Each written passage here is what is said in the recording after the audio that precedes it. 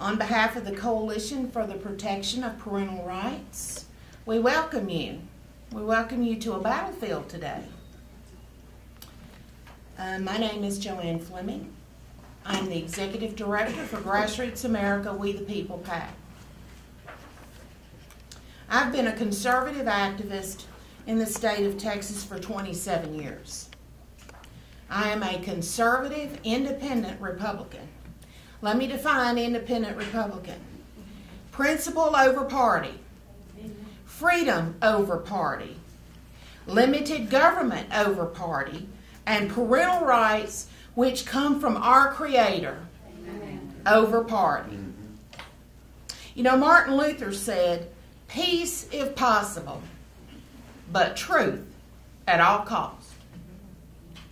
We're about truth here. Now, everybody over in the Pink Dome, or most of them, we're just having a love fest over there. And as the Republicans run to the middle,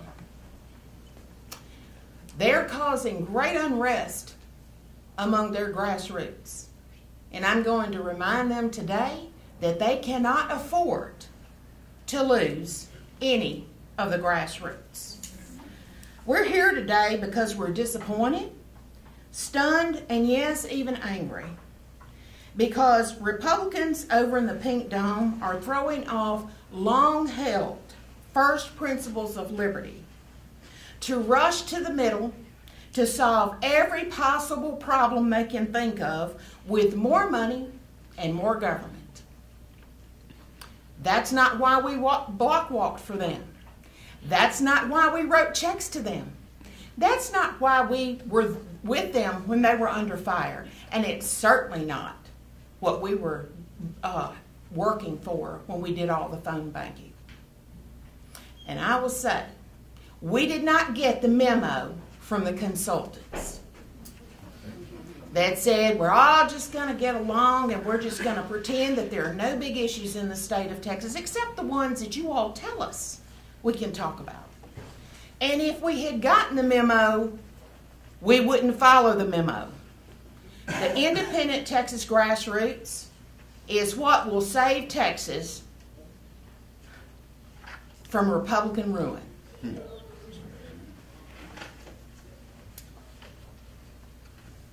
Their rush to the middle reminds us of the Republicans in the United States House who lost the House because they did not keep their promises to the people. They didn't do what they promised on a wide array of issues. Today is the start of the grassroots fighting back.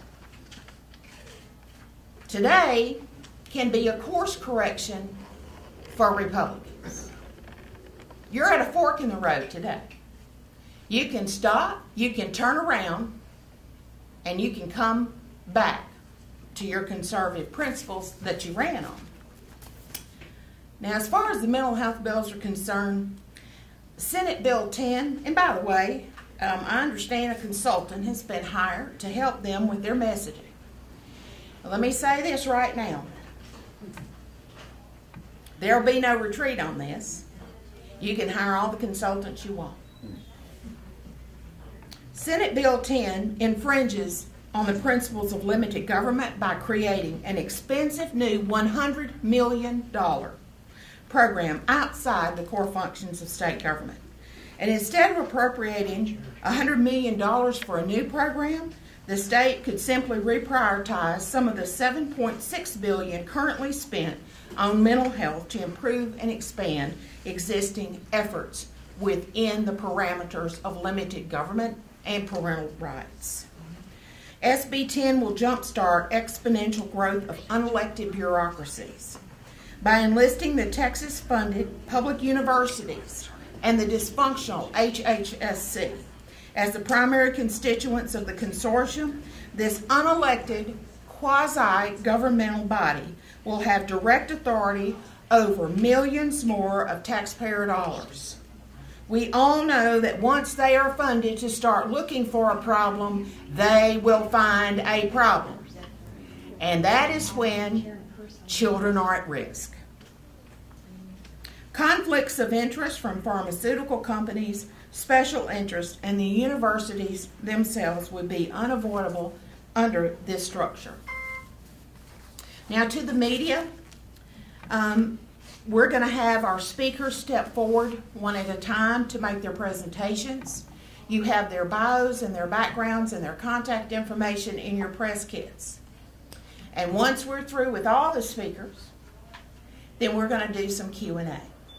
So hold your questions till the end. And I want to thank the members of the SREC for being here today. There's no doubt you will get in a little trouble, but I will tell you that the conservative Grassroots have your back.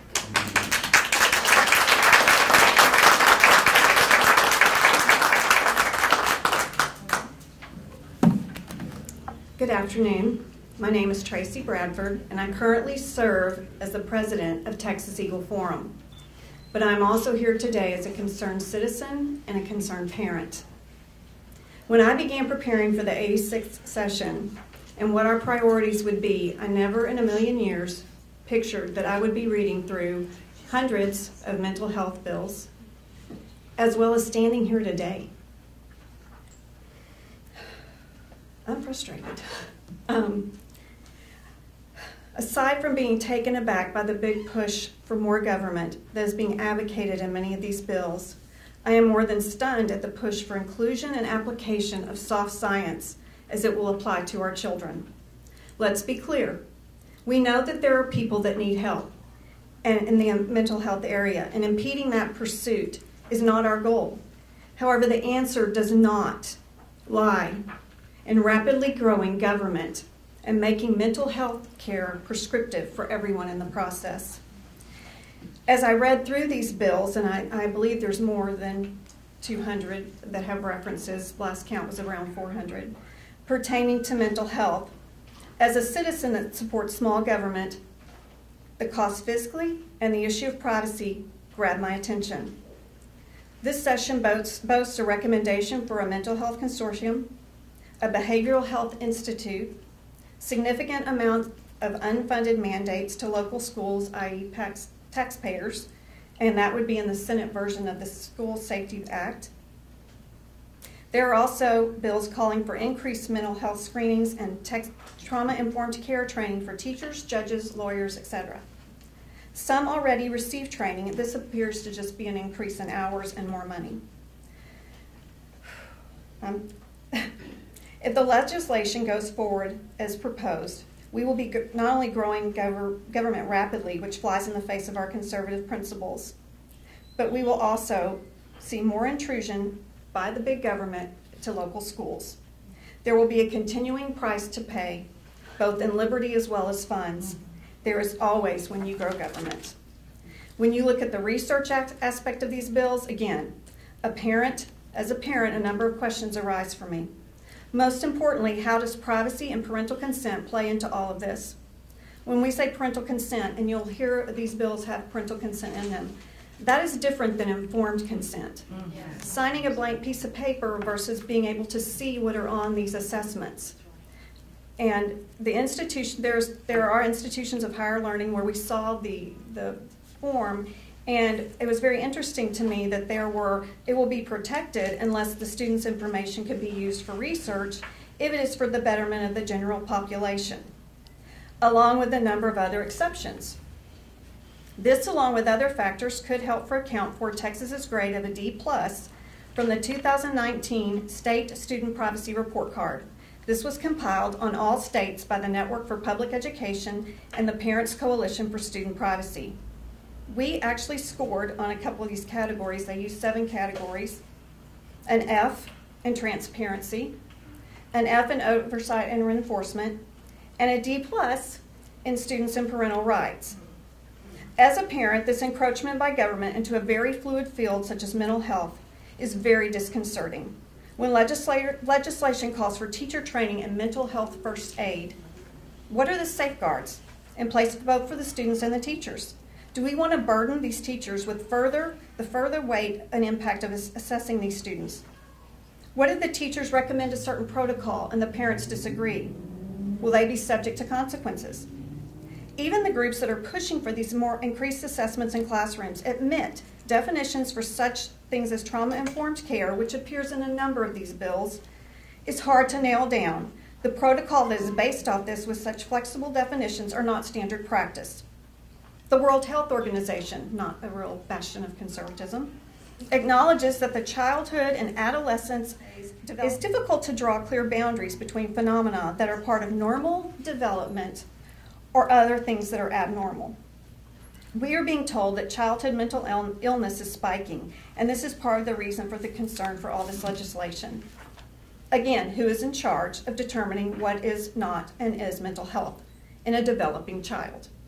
What is the standard for adverse childhood experiences, which I'm sure every single person has had those, of some form or fashion? And when does that trigger mental health first aid? Who is setting the norms for all the assessments? Parents should have the opportunity to not just opt out of this process, parents should have the opportunity to opt in if they are comfortable with this sort of classroom experiment. If we're going to push to mandate one particular type of treatment for one set of individuals, such as those children in CPS, who would then be will we then be requiring the general population of students also to be trained and assessed? It would appear this is the direction, since trauma-informed care and its definition is to be expanded under the Education Code Bill by SB 1893. Each school district and open enrollment charter school shall adopt and implement a policy requiring the integration of trauma-informed care practices in each school environment. Will those that really need to get help actually get the help, or be overlooked as we push to more testing and assessing and growing the base? In closing, I don't know where all this is leading, but what I do know, as a mother of 7 children, ages 11 to 30, they don't thrive just because trauma is recognized and addressed. They thrive from love, faith, security, and hope. When we label children, we run the risk as boxing them in and misrepresenting normal childhood ups and downs. This is a slippery slope, and I'm not going to stand for it. Children don't exist in a vacuum, but they are surrounded by family, friends, people, and places of worship, schools, and good teachers who are able to discern and reach out to those children as they have always done. Big government, no matter how well intended, certainly should not be the one holding the reins on this issue, and Texans, we can find and will do better for our children. Thank you.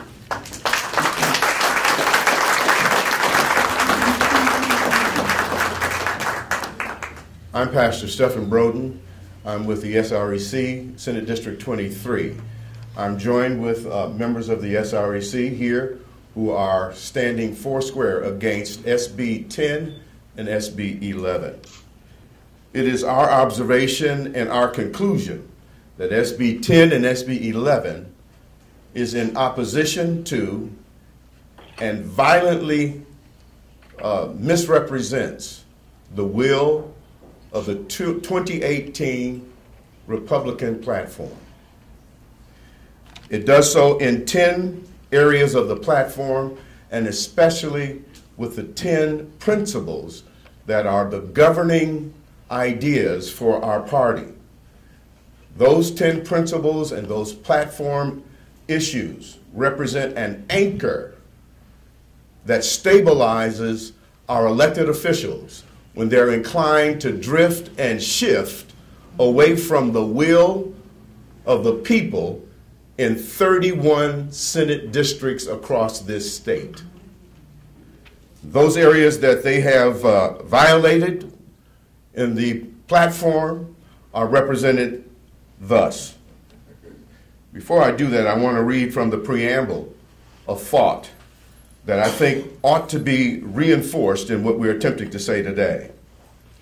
That thought is, we recognize that the traditional family is the strength of our nation, and we believe that.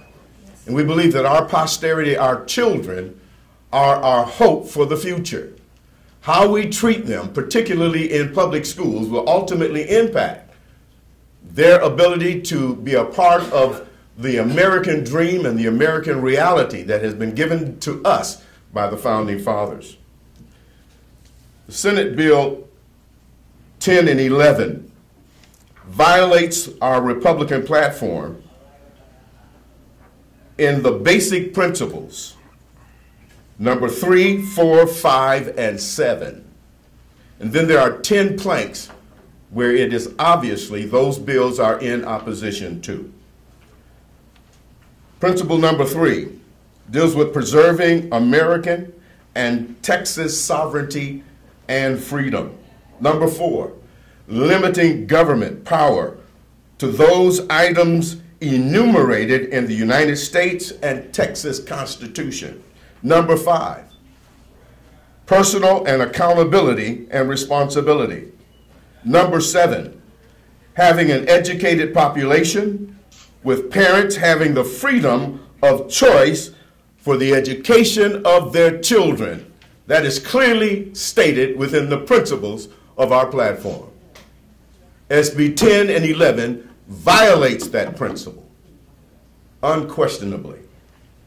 And then there are 10 planks that are in opposition to SB 10 and 11. Plank number 73, red flag. Number 88, parents' rights.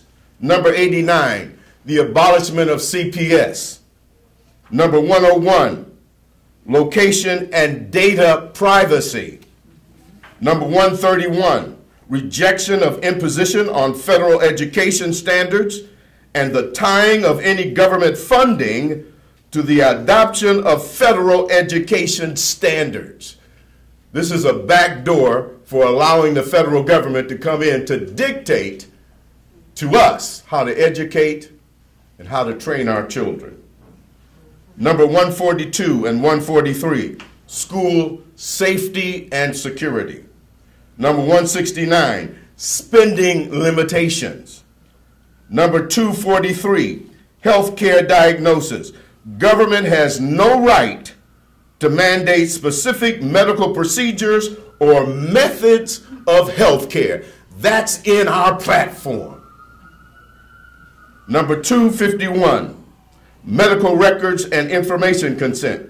We oppose any state or federal medical record computer database or registry that stores personal identifiable records on citizens without the written consent of the parents.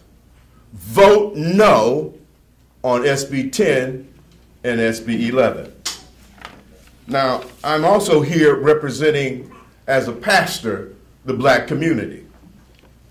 And I want you to know that the black community knows that our children, in our view of this particular legislation, we're suspicious.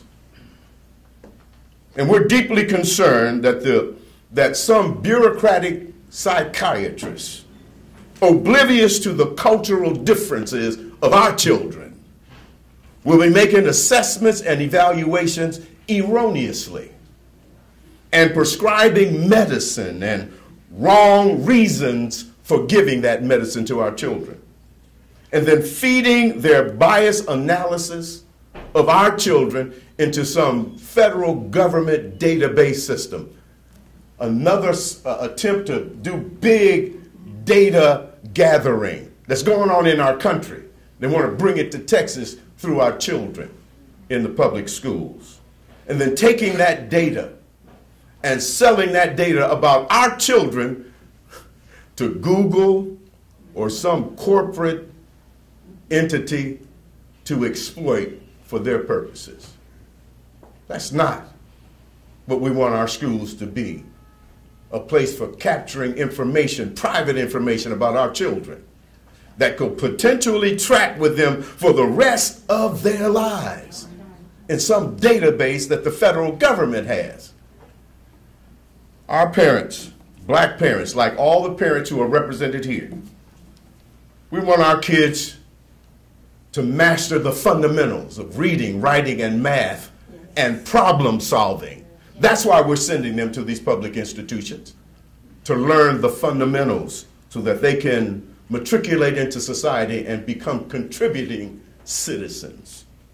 We're not sending them there for the government to usurp our parental rights, to determine what's best for our children, and to gather information on our children and then prescribe through some bureaucratic psychiatrist medication that will dumb them down. Vote no on SB 10 and SB 11.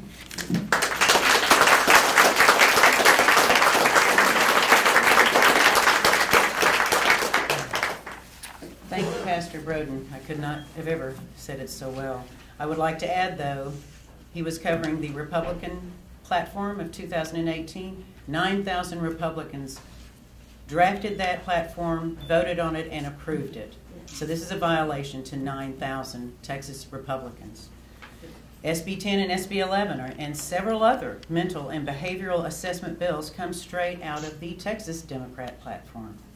That's why we're shocked and speaking out today. We're addressing our elected Republicans who hold the majority in both the House and the Senate. SB 10 from the Democrat platform is attempting to convert our public schools into community mental health providers, offering up our children as training material for, and I quote from the Democrat platform, incentive programs to expand psychiatric residency programs with the goal to, and I quote again, rank Texas #1 in mental and behavioral health and substance use disorder services in the nation. This is code for increasing psychotropic drug use by Texans, and Senate Bill 10 targets our children. So let's look at that again. Quoting the Democrat platform, they quote, incentive programs to expand psychiatric residency programs and increase the availability of trauma-informed mental health services. Well, here's the wording in SB 10, and I quote from page 8 on SB 10. Psychiatry Workforce Expansion Project. The consortium shall enhance collaboration between the health-related institutions of higher education, that's the 12 university departments of psychiatry, and community mental health providers to, wait for it, increase residency training. What you may not realize is that SB 10 converts your local public school into a community mental health provider. For clarification, our schools are defined as community centers in Chapter 534 of the Health and Safety Code. Page 1 of Senate Bill 10 states that the term community mental health provider includes community centers established under Chapter 534. So if SB 10 passes, our local public schools will become taxpayer-funded community mental health providers to which Democrats wish to, quote, expand psychiatric residency programs, and they will be using our children as lab rats. Senate Bill 10 stated goal, and again I quote from the bill, to improve and expand the psychiatric workforce through training and development opportunities. So how do you expand training opportunities? You give 12 university psychiatry departments access to our schools and our children and for their training ground. And yes, for their training. The word training is used 11 times in Senate Bill 10. Democrats also support, and I quote from the platform, ensure that every student has access to appropriate academic counseling services as well as psychological and social services. Continuing, school community collaboration that brings educational and social services together under one roof. Creating more school-wide positive behavioral interventions and support, and classroom-based social and emotional learning. 75% of our children and youth with mental health issues are seen in a primary care setting, in other words, pediatricians. And that's where it needs to occur, not in our local schools. Our public schools already have authority to offer medical referrals to parents, but that's off of the school campus. We don't take our child to the pediatrician to learn their ABCs or a psychiatrist to learn their ABCs and their math tables. We shouldn't be taking them to school to be assessed for mental behavior. The Democrat platform quotes, requiring school districts to promote social emotional learning. Submitting students to pediatric assessments is not an academic assessment. It is a behavioral, social, emotional curriculum, and I thank you very much. I'm going to ask I'm sorry, I forgot to introduce myself. My name is Barbara Harless. I am a co-founder with the North Texas Citizens Lobby. Our website is ntcl.org. I have blogged about this bill and these bills a couple of times, so please go there. I have links to the substantiating information. And now I'm going to hand the podium over to Alice Linahan, who will expound on the social emotional learning that the Democrats are so excited about. Thank you very much.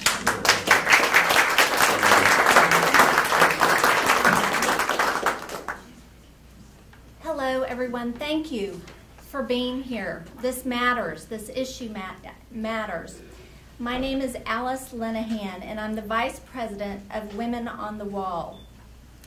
With Women on the Wall, we focus on 3 key issues and how they intersect and how they impact our children and our families.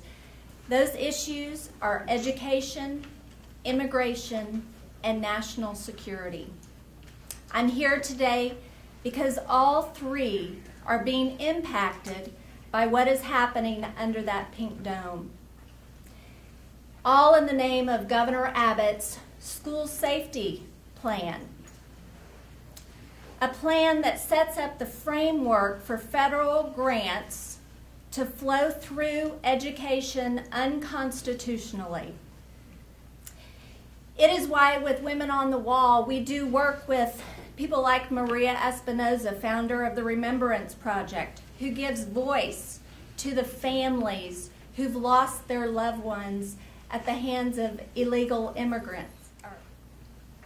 Now what we're seeing today is that the same people who are funding and pushing that invasion from outside of our borders are funding this inside our borders.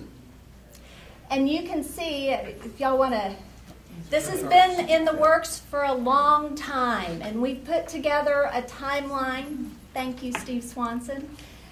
Documenting the compliance of Texas to this federal invasion who's actually being controlled by the United Nations. And the proof for that is the fact that Secretary of Education Betsy DeVos signed on with the United Nations just in the last several months. So this timeline is not only a federal invasion, but it is in fact a global invasion. If our children are badged and credentialed by 17 or 18 in this pre-K through the workforce system, but have attitudes, values, beliefs, behaviors, and a worldview that we oppose, and we know that it's because the computer programs used to train them have trained them to question and even oppose the traditional foundational beliefs of our family, our country, and our religious beliefs. Is that really a solid academic education that will serve our children and their future well? Is having our children exposed and immersed in other languages and cultures more important than passing on America's history of liberty and freedom of the individual? Now that your children's education is shifted to a learn-to-earn workforce model where they can get a paying job, but they no longer respect, much less believe, that they are worthy of a free and prosperous country, a strong marriage, and that by the grace of God, anything is possible. Have we done our best to give our children a strong foundation to be happy and healthy? From a political standpoint, ed tech is where right, the Republicans, and left, the Democrats, merge on education reform. The unethical collection of our children's private student data to be used as a commodity and our children used as guinea pigs for their public-private partnerships is immoral and wrong. Previously in America, your past did not determine your future. But things have changed and Texas is leading the way. If you want to know why we're having mass killings at our schools and why our kids are committing suicide, look no further than what is being mandated to be taught in our schools. How it is mandated to be taught in our schools and who is financially benefiting from the curriculum products on which our children's teachers are evaluated. Mental health issues are being caused because of this. Psychotropic drugs are being prescribed because of this. It's time to wake up, people. Our children are in harm's way, and it's because of what's happening under that pink dome. There are multiple federal and state laws already expanding the longitudinal database to collect and share personally identifiable information on our children. Essentially, they've set up a system that's locked in place on students, or to collect students from preschool through the workforce. All these people pushing social, emotional learning and mental health in the classroom, whether they know it or not, are leading America and our children to the same end game. In this new age of artificial intelligence, through so-called evidence-based policymaking, it is being used to turn our children's minds into a new form of capital via predictive analytics technology. Predictive analytics uses mind education data to create software programs that have the ability to predict and modify our children's behaviors. Those are our children, the next generation of America, and they're seen as an investment vehicle and a product to be managed and controlled. As a mom, I will not stand by quietly. Amen. And while elected officials on both sides of the aisle work to destroy my state and my nation, and especially my children, I will not be quiet. Amen.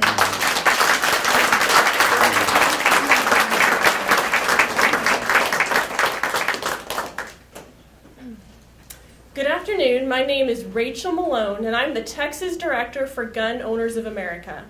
Gun Owners of America is a national organization. GOA is the no-compromise gun lobby, and I am so honored to be your grassroots gun rights advocate in the Texas legislature. Last summer, a red flag gun confiscation scheme was proposed in Texas. Under that proposal, the ability to own guns could have been taken away from a person who hadn't committed any crime and wasn't even accused of committing a crime. The Grassroots made it abundantly clear they weren't going to stand for that because of the inherent lack of due process. They stood up and they made their voice heard, and the red flag proposals went away temporarily. But now the legislature is back with mental health proposals that are actually long-term gun control and red flag in disguise. First, the threat assessment teams. SB 11 and other bills would mandate that schools instruct and students in how to identify a threat. The standards are open-ended. Schools are instructed to utilize resources from the Texas School Safety Center. This center's current resources include suggestive statements identifying legal gun possession as a potential threat. That's a problem.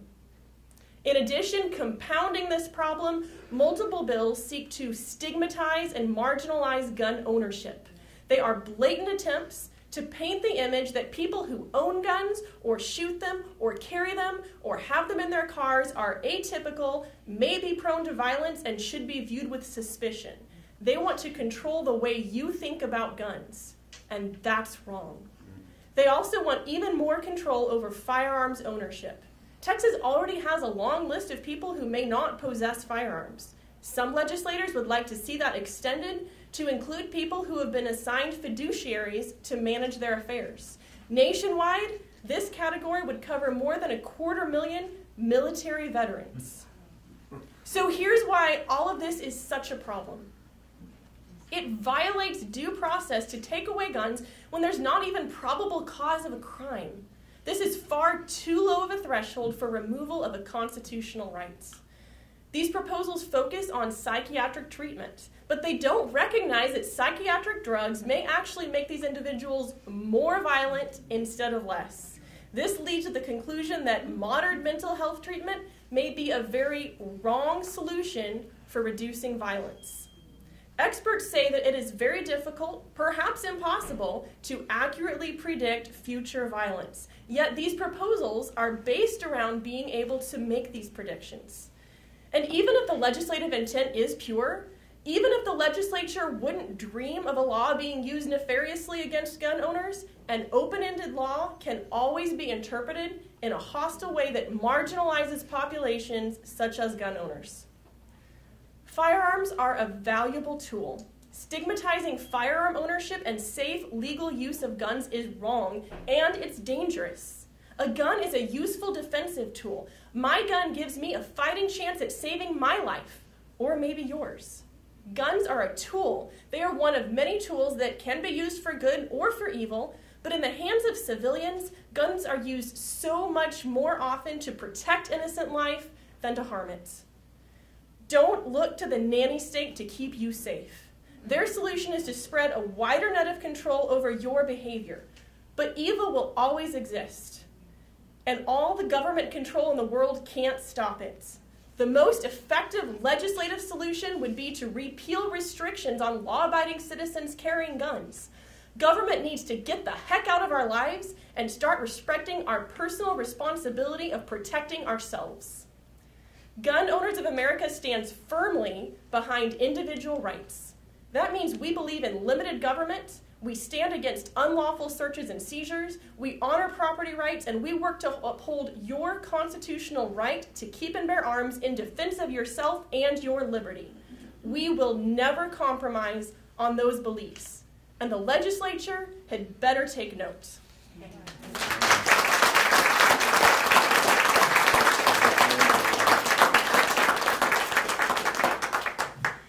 My name is Cindy Asmussen. I'm the Ethics and Religious Liberty Advisor with the Southern Baptists of Texas Convention, which represent over 2,800 churches in the state of Texas. Senate Bill 10 and Senate Bill 11 provide great concerns where this will lead us, and many other health bills that we are seeing in regards to state intrusion into the personal decisions and sincerely held religious beliefs of all Texans. Today, we stand in opposition to expanding government control and mandates via adding school mental health clinics, services, and curricula, student assessments, a statewide mental health consortium, and controversial research. We are a nonpartisan entity, but we will push back on legislation, agenda, or implementation thereof regarding state intrusion into personal decisions, parental rights, or religious freedoms, no matter which party is responsible. And so far, we have seen very troubling support for these bills, not only from Republicans, but all Democrats as well. We understand there are people who need help, and some who have very serious mental health problems. Many of us know someone who at one time struggled with mental health issues. While improvements in mental health must always be considered, adding the power of the state in the early days of trauma research or adverse childhood experiences where there is yet a consensus would be counterproductive. We believe existing laws and programs are sufficient to support children with mental conditions without creating a new and expansive government bureaucracy. Many tragic school mass shootings and stabbings have involved psychiatric drugs. Dr. Karen Ephraim, a pediatrician who also holds a background in pharmacy, says, while increasing the number of school psychologists and social workers may help increase the availability of counseling for students with issues, it may also lead to an increase in over-labeling and over-medicating of children. She says more mental health screenings, more access to care would not have stopped mass shootings or teen suicides. In the wake of mass casualty events, there are great risks of over-identifying children with mental health concerns. A Texas physician, when testifying on SB 10, said that in spite of years of increased mental health spending and school suicide prevention programs, the main measurable outcome was that teen suicides skyrocketed.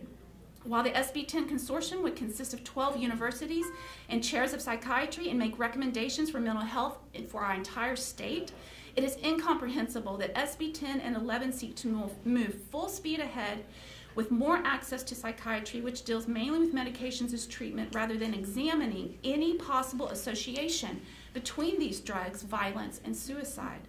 The Texas Tribune reported in 2015 the widespread consensus that pharmaceutical company partnerships with public universities are part of the new reality for medical research, and funding arrangements have raised questions about the increasing role profit motive plays in science and whether it delegitimizes the results of academic studies.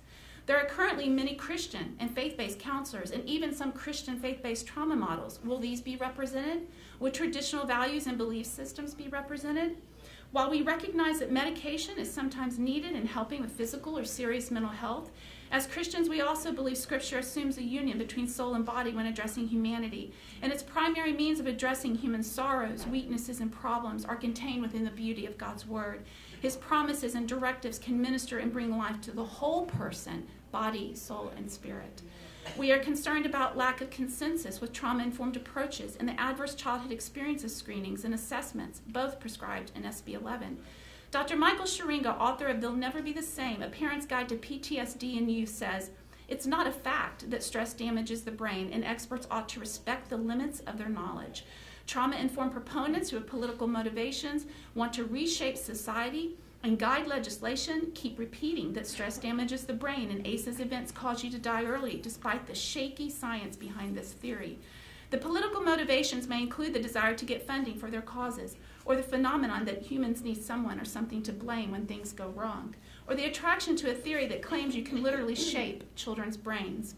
He also believes that childhood trauma is not the cause for massive life problems such as poverty, joblessness, homelessness, incarceration, and that many experts and reporters have fallen into the narrative fallacy trap and believe that trauma permanently damages the brain and thereby alters personalities.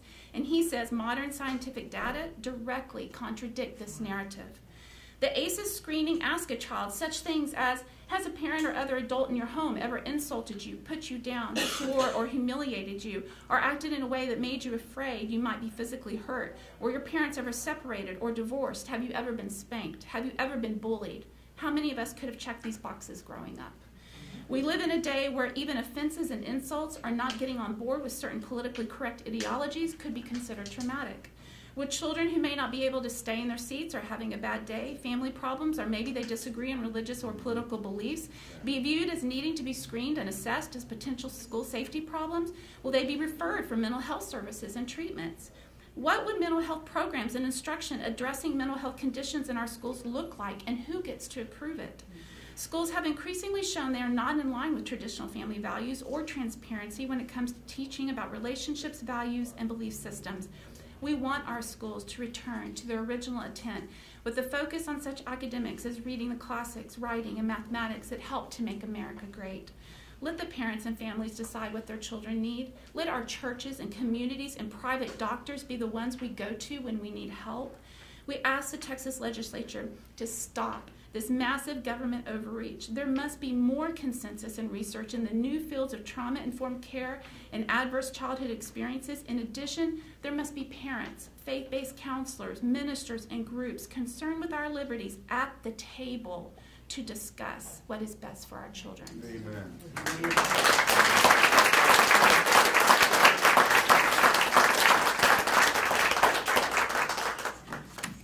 Thank you, speakers.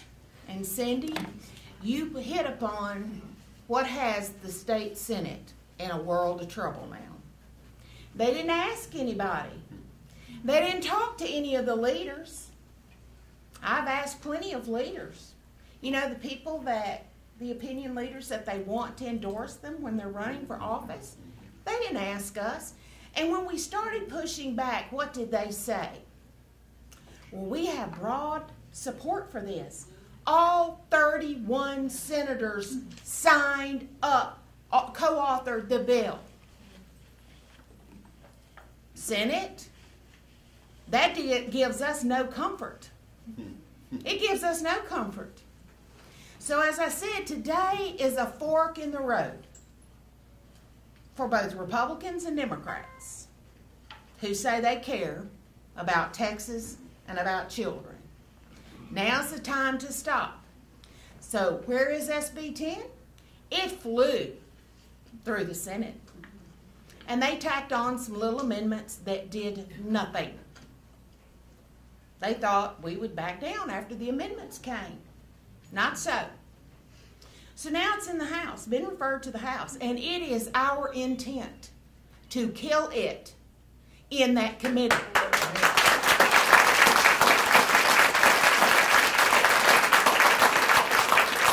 And if we do not kill it in that committee, we intend to kill it on the floor.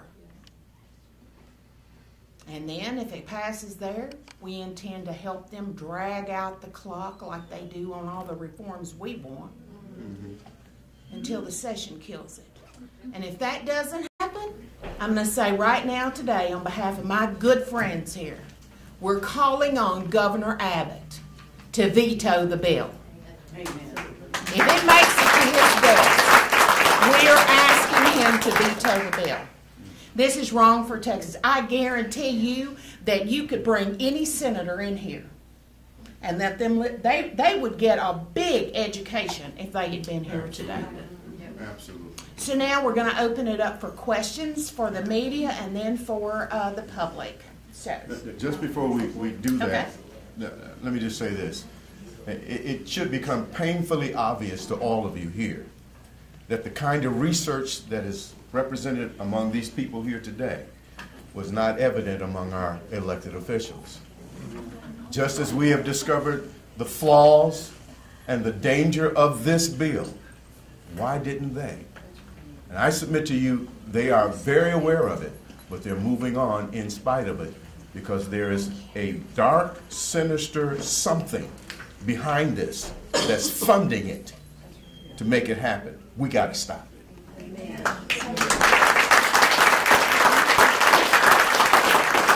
Do we have any questions from the media that's here today? Any questions? And I would say also, if you all would like to do a one-on-one interview outside the room, I'm sure the speakers would stay around for that as well. I know sometimes you like those good close-up shots. Right. Do we have any questions then from our visitors? Any questions? Yes, Jill. Could you speak a little bit to the part that Planned Parenthood plays in being able to access our children through some of this? I'm going to yield to my sisters up here for that. JoAnn, will y'all have them repeat the questions? Because they don't have mics. Repeat the question. Yes. It's interesting because if you look at Senate Bill 22 that stops the funding for Planned Parenthood, it's interesting in that bill, it was pointed out during the hearing that it specifically states that it didn't cut off federal funding. And see, nonprofit organizations like Planned Parenthood understand the system that's been locked in place and how to use the system. And for instance, in order to get the sex education programs into our children's schools, the Texas Freedom Network overtook our shacks at the local level where you're supposed to have that parental choice and that parental voice. Explain what SHAC is. It is the School Health Advisory Council. Thank you for that help. But what is interesting is these bills, like what we're trying to kill in Senate Bill 22, these bills set up the framework for both state and federal funding. What people don't understand is that a system has been locked in place over time through federal and state legislation, by federal and state laws. And there's a lot of organizations and think tanks on the conservative side who I've tried to educate this on this matter, and they say, oh, well, we're just focused on state. And I said, but you don't understand. When our elected officials pass that state budget, and it includes federal grants for school safety, we have to adhere to the mandates that were passed in 2015. It was a reauthorization of the Elementary and Secondary Education Act that set up Title I. It was reauthorized and called Every Student Succeeds Act. And what it mandates is social emotional learning. And what Planned Parenthood understands, and the National School Psychologist organizations understand, is that when you shift the focus of education away from reading, writing, math, and history to attitudes, values, beliefs, and behaviors, anyone with an agenda has access to our children. Amen. It doesn't matter if it's an agenda we agree with or not. Anyone has an agenda, and organizations like Planned Parenthood and the National School Psychologist Organization understand that, and they want access to our children. I hope that answers. Anybody else? Right? Yes. I stepped out just for a minute. I didn't hear anyone address HB 1448.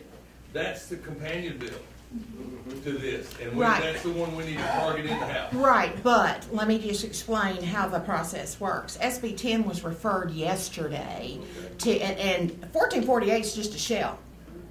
You know, they want the Public Health Committee over in the House to just take SB 10 and talk about it a little bit, massage it a little bit, ping it back over there if there are any changes. I wouldn't be surprised if they didn't just say, let's concur. As fast as this has been going, that's what and so I appreciate that opportunity to clarify that, right? Okay. Yeah. Yes, ma'am.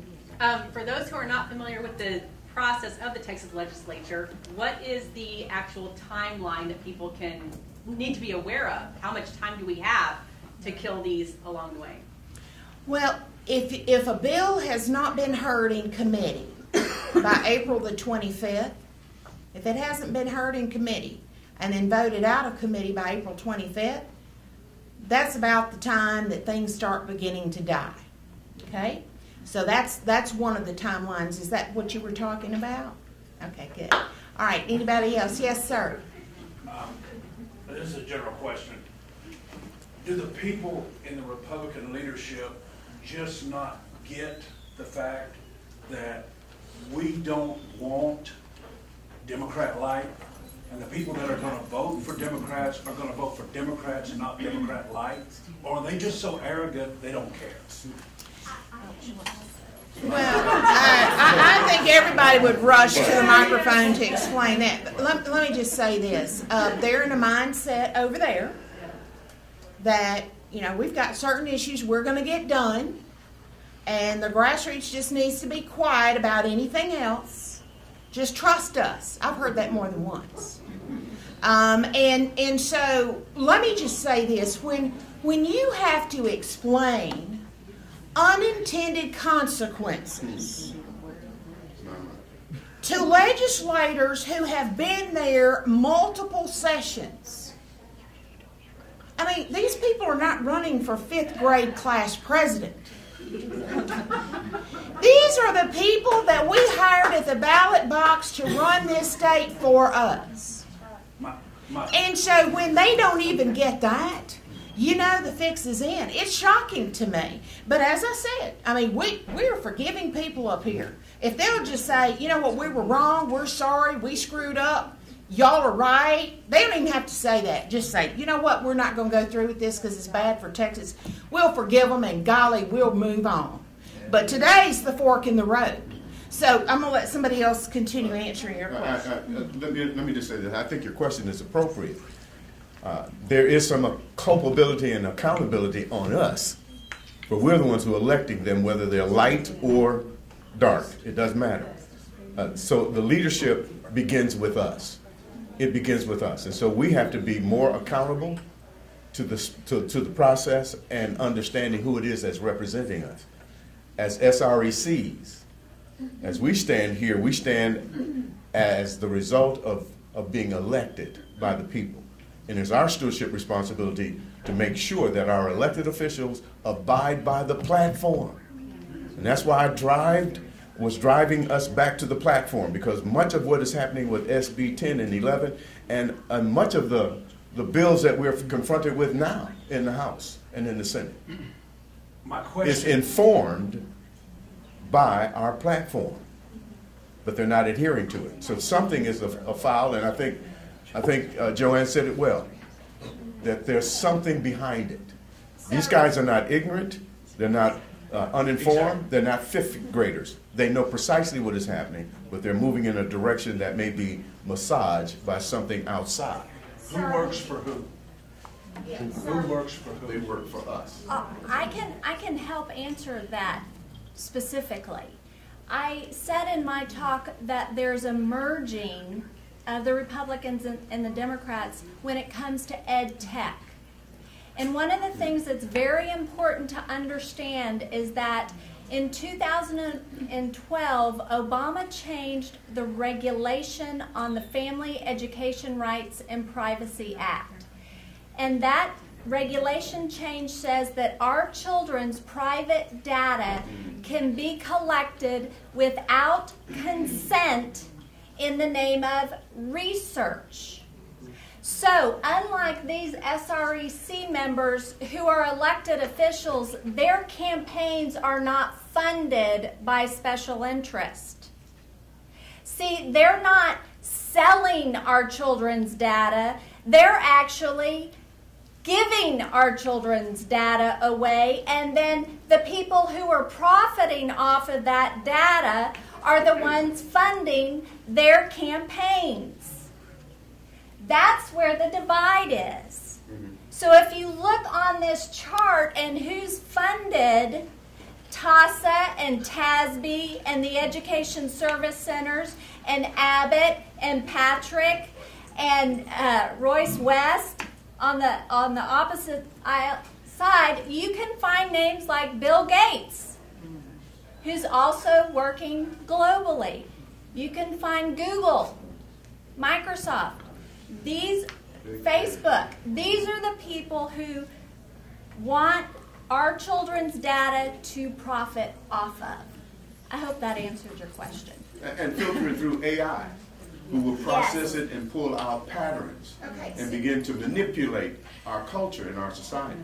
So this is something that's got to be stopped. And I think we need to answer the question, next steps.